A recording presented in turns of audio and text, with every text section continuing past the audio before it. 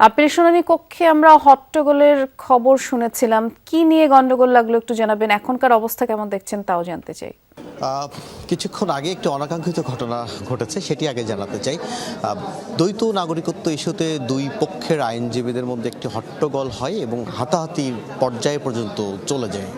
কমিশনদের সামনেই এই অবস্থা এবং তখন কমিশন সিদ্ধান্ত নেন এটির নিষ্পত্তি আগামীকাল করা হবে। অর্থাৎ আজকের যে আপিলগুলো নিষ্পত্তি হচ্ছে অন্যান্য দিনের আপিলগুলোর মতো নয়। বিশেষ করে আপনাকে জানিয়ে রাখি, অন্যান্য আপিলগুলোর বিষয়ে কমিশনের সিদ্ধান্ত নিয়েছিল তার প্রার্থিতা বাতিল করার, কিন্তু এই সব যে আপিল আজ নিষ্পত্তি হচ্ছে 100 জনের, তার মধ্যে অন্তত 32 জন আছেন যাদের প্রার্থিতা বাতিল হওয়ার জন্য অন্য কেউ, অন্য কোনো গোষ্ঠী কিংবা সংক্ষুব্ধ কোনো প্রতিষ্ঠান সংক্ষুব্ধ হয়েই তাদের প্রার্থিতা বাতিলের আবেদন করেছেন।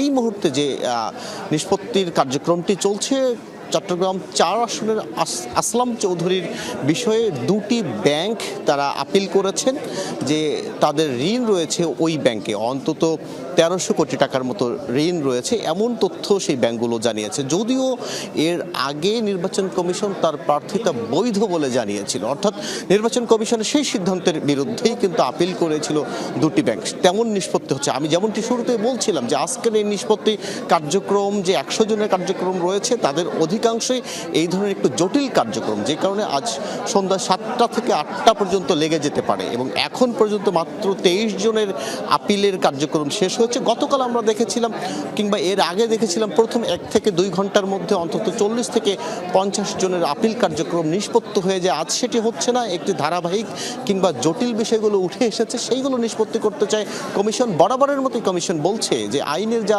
সুস্পষ্ট ব্যাখ্যা আছে সেই ব্যাখ্যাগুলো দিয়েই একেবারে স্বচ্ছ প্রক্রিয়ায় সেই সব প্রার্থী তাদের প্রার্থিতা ফিরে পাবেন কিনা সেই সিদ্ধান্তগুলো নেওয়া হচ্ছে। সেই সিদ্ধান্ত নেওয়ার পরিপ্রেক্ষিতে আমরা যেমনটি অনাকাঙ্ক্ষিত ঘটনার কথা বলছিলাম, যেহেতু আরও এমন কিছু প্রার্থী রয়েছে যাদের দ্বৈত নাগরিকত্ব রয়েছে, ঋণ রয়েছে, আমরা দেখেছিলাম ব্যাংকের আইনজীবীরাও এখানে এসেছেন। সেই কারণেই তাদের যে দুই পক্ষেরই সমর্থিত তথ্যগুলো তুলে ধরার বিষয়, তখনই কিন্তু নানান বাদানুবাদ হচ্ছে এবং এই যে হট্টগোল সেটি আরও অন্যান্য প্রার্থীদের ক্ষেত্রে হয়তো বেড়ে যেতে পারে এমন আশঙ্কায় আমরা করছি। দিন শেষে দেখা যাক কি হয়। বৃষ্টি নিশ্চয়ই তাই, তখন আবার আপনার মাধ্যমে দর্শকদের জানিয়ে দেব বাকি আপডেটটুকু। ধন্যবাদ অহন।